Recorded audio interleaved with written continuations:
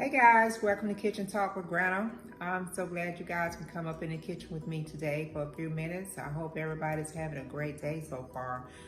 Before we jump into our conversation for today, you guys know what the routine is. I need you to go ahead, right on down there at the bottom of your screen, go ahead and take care of your thumbs up button. Go ahead and share my video with all your family and friends.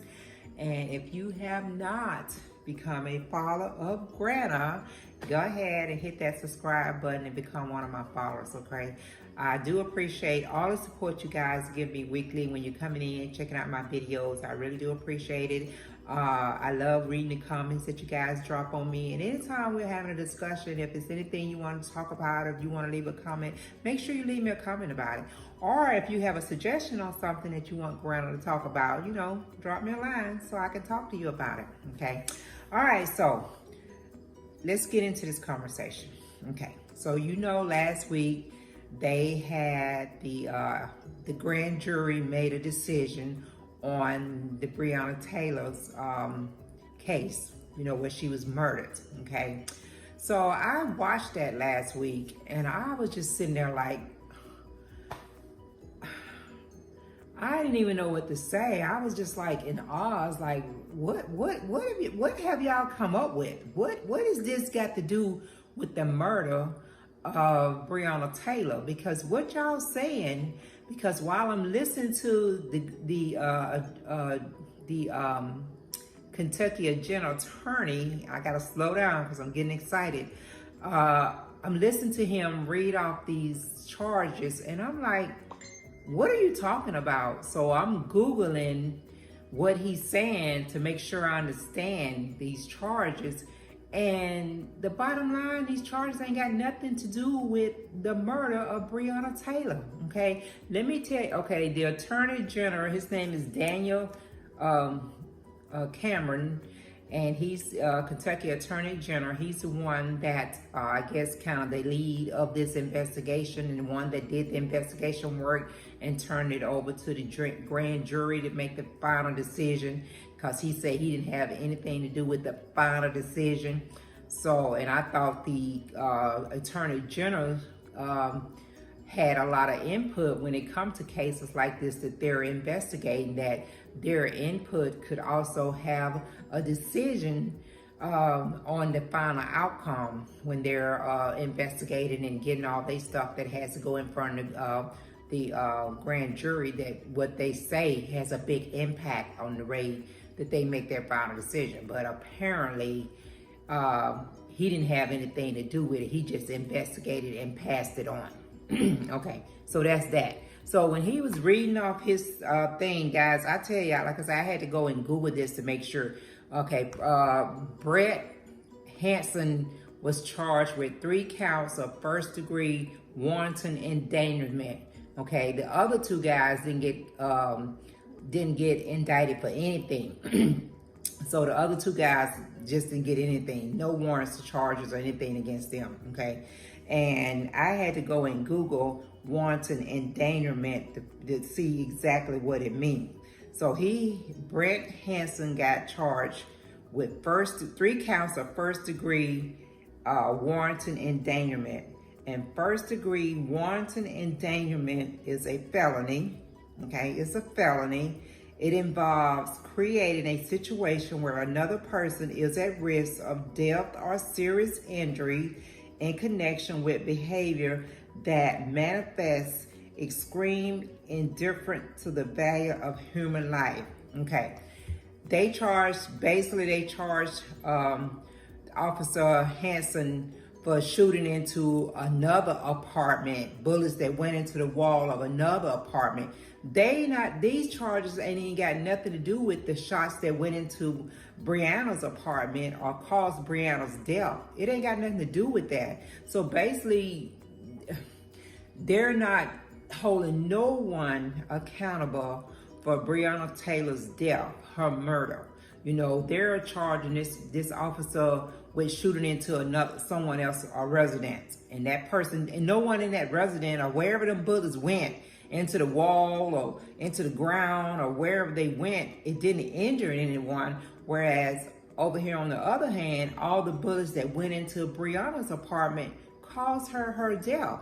So somebody on that task team, somebody that was on that team, one of those officers or one or more of those officers that was shooting into Breonna's apartment, somebody caused her murder. You know, it was not her boyfriend Kenneth Walker that fired. His shots did not cause the death of Breonna.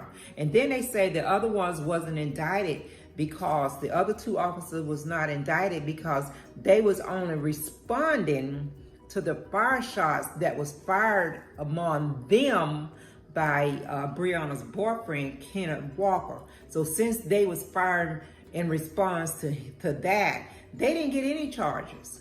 This just don't make no sense to me. All this just don't make no sense. It's just crazy. You know, no one is being held accountable for Breonna's death, and you want to just charge this officer Hanson with a felony. You basically charge him with 3 counts of felony. I don't get this whole thing. It's so much. And when the general attorney was talking, Daniel Cameron, when he was talking and saying what he's saying, and they was asking him questions, they asked him, why did it take so long for this investigation to even come, you know, come to where it's at now with the grand jury giving their verdict, their indictment. You know, he was saying he wanted to be thorough and he wanted to make sure everything was done right. And okay, you done spent 194 days investigating this tragic incident that cost Breonna Taylor her life. And out of all those 194 days you've been investigating, in almost 200 days, this all that you getting out of it? This is all that we as the world or the family, this is all that Breonna's family is getting out of it, is someone to be indicted for 3 counts of a warrant endangerment, a felony. That's all they're gonna get out of that? You know, they were saying last week when I was talking about Breonna Taylor with the settlement that her family got, you know, there was so many people on social media already saying, well, they should be okay now. You know, they just got this big settlement. That settlement ain't got nothing to do with it. But, you know, I don't know. Is that what the general attorney looking at? Is that what they looking at? Oh, well, we gave her a big settlement, and the only thing we could justify, because it was so much stuff going on, it was so many stuff going on, the only thing we can come up with is 3 counts of first degree warrant endangerment.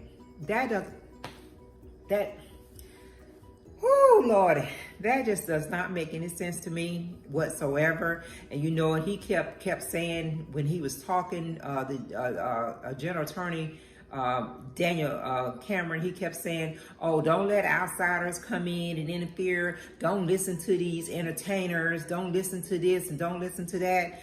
While you telling the people of Kentucky and all the viewers that's watching this, that's going on, don't let outsiders come in and have anything to, you know, to do with this. You know, on a side note, you were just at the Republican convention up there talking out, you know, supporting Trump and talking about the mob and these protesters out here being mobs and all this. So is this a political thing for you? Was this some type of political move for you to not carry out what you know is right? And you know somebody that was on that team murdered Breonna Taylor. You can look at it any way you want to look at it. You can send out your sympathies to the family all you want, but you had a job to hold someone accountable for this young lady's murder, and you go and do all this investigation over almost 200 days of investigation, and the only thing you can present to the grand jury and for them to come back, the only thing they can come back with your evidence is to say that one officer, Brent Hanson, was only being indicted or charged with 3 counts of a warranted endangerment. Come on, man. Come on.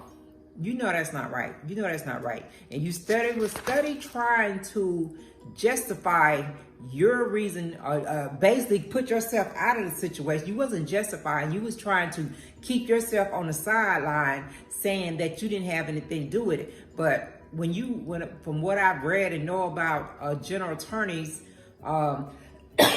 when they're investigating a case and they takes it to grand jury, they put in their recommendation. They say if this person should be held for murder or whatever the case is. And when the grand jury is looking at all that and taking into account what the attorney general has said to them, they're going to look at that too. They're going to look at that.